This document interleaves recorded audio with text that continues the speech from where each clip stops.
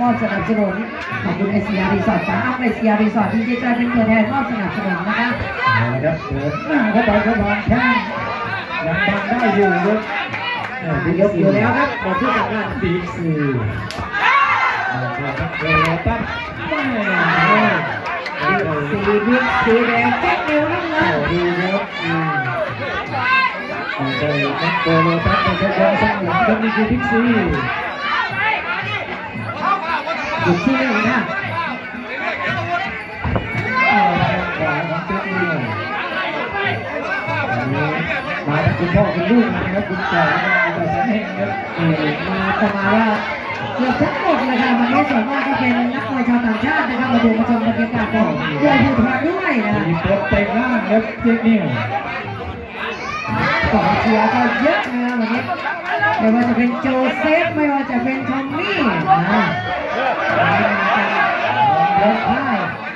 โอ้ขวายาวๆของเจ๊นี่มาซื้อบัตรซื้อตั๋วให้การสนับสนุนโปรโมเตอร์นักเรียนได้แล้วเลยไปทีมงานไม่ได้ความยาวของเจ๊นี่เป็นอุปสรรคของบิ๊กซีหรือเปล่าครับนี่ลงล่างเป็นขวาสลับลำตัวครับของเจ๊นิวบิ๊กซีก็ถีบกันเอาไว้ครับไม่อยากให้เจ๊นิวเข้าใกล้แล้วนะอีกที่หนึ่งนะระหว่างไทยกับเทศกับพี่น้องตอนนี้ผมดูรับชมมาชมกับยกที่2เลยนะครับ5 ยกนะ2 มันโอ้โหแพ้ถูกบิ๊กซีเกียรติมาคอยยิ้มแย้มรบกวนพี่เลี้ยงต้องอยู่ข้างล่างนะเท้าติดปิ้งจุดเดียว11แล้วนั่นเลยอาศัยความยาวด้วยเปลี่ยนเข้าไปครับจากมือสุดแรงครับไทยกับเทศครับโยนไปครับสำหรับยกเลยเด็กๆคนนี้ขวายาวๆก็แข่งติดตาของบิ๊กซีอยู่ครับตีซ้ายโยนไปวางแข้งขวาแล้วต้นขาได้ดีเลยเอาละครับเจ๊นิ้วลากขาออกมายังไม่ออกอาวุธครับล่องล่างเตะล่างครับมีการตัดของเราก็ยกต่างๆสุนทรศรีโบราณนะครับทีมใหญ่ทีมขยับการออกสองเจ๊นิ้ว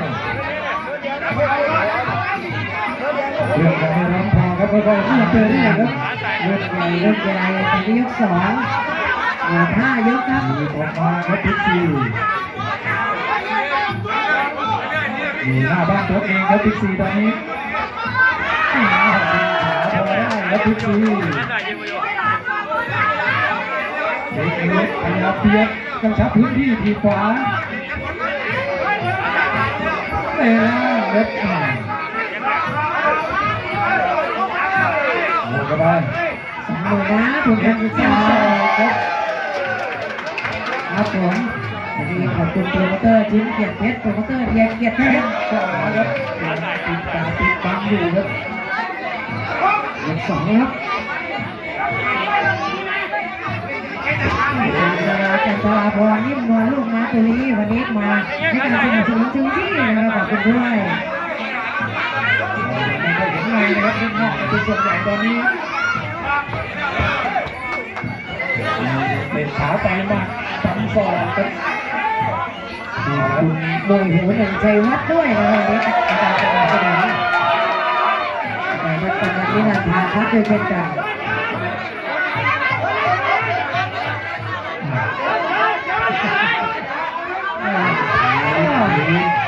จัดไปนักมวยเรียงใจของยอดมวยนักมวยอะไรยกอยู่แล้วช่วงล่างครับนี่ทางศอกเจ๊กก็มีคนสวยขอบคุณครับที่คุณมีจากสิทธัญรัตน์ด้วยนะครับขอบคุณทุกคนได้ขอบคุณทุกท่านครับนี่คือบรรยากาศของยอดมวยนักบินอะไรยองค่ะผู้ที่2หมดผู้สำคัญบิ๊กซีเนี่ยกับเจ๊กเนียวน้ำเงินน่าจะมีหนักมาปวดนะครับ20,000ยกที่3เป็นขวายาวๆของเจ๊นิวขยับเดินของบิ๊กซีบ้างครับบิ๊กซีไม่ไหวแล้วครับทีนี้ยก3นะครับไม่ธรรมดานะบิ๊กซีนี่เด็กเนี่ยอาศัยความยาวแล้วมีเปลี่ยนก็ไปที ขวายังเหลือเกี่ยวแล้วบิ๊กซีบิ๊กซีเวลาสามยกนี้ไม่ถอยครับบิ๊กซีปวดแล้วครับเดินตีขวาครับเจ๊นิว บิ๊กซีแดงเจ๊กนิวน้ำเงิน นะครับแล้วก็เดินสองแล้วบิ๊กซีฝั่งซ้ายแหมเจ๊นิวไปต่อย1-2มาเลย ของโรงทุนการศึกษา ไปที่มุมกลางเลยครับต่อยตัวครับแล้วก็ขึ้นบนดูดขาแล้วครับเจ๊นิวขวาตีได้ไหมพยุง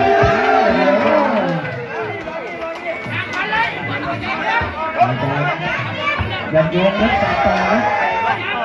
ยกอยู่แล้วนะครับเราผู้สำคัญ เอาละครับดูเจ๊นิวพี่เข้าไปครับพยายามทีมาแล้วบิ๊กซี แรงเริ่มมาแล้วครับ เอาละไป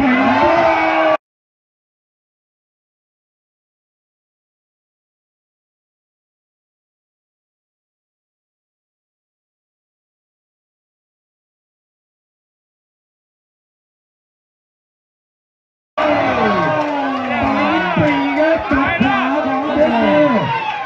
ลุกไม่ลุกไม่ไหวแล้ว ต้องเดินมาไอ้ยังยืนพอยังยืนไอ้นายกคนเอาไอ้คนไปคนเอาเดี๋ยวไอ้วันนี้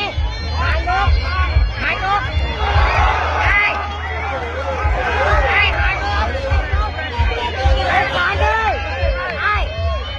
ปุ๊บปุ๊บปุ๊บปุ๊บ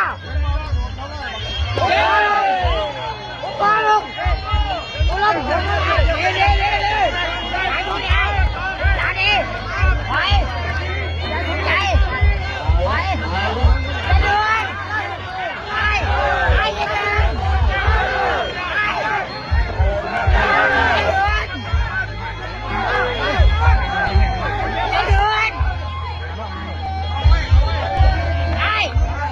จะเดิน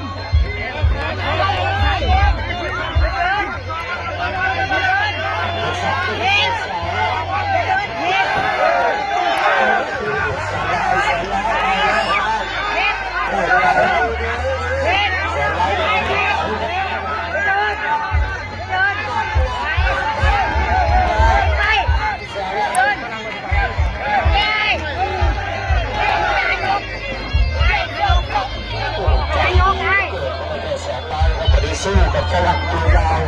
เบอร์สี่ ไอ้ด้วยไอ้ตาดีไอ้จะเดินไอ้ถอยไอ้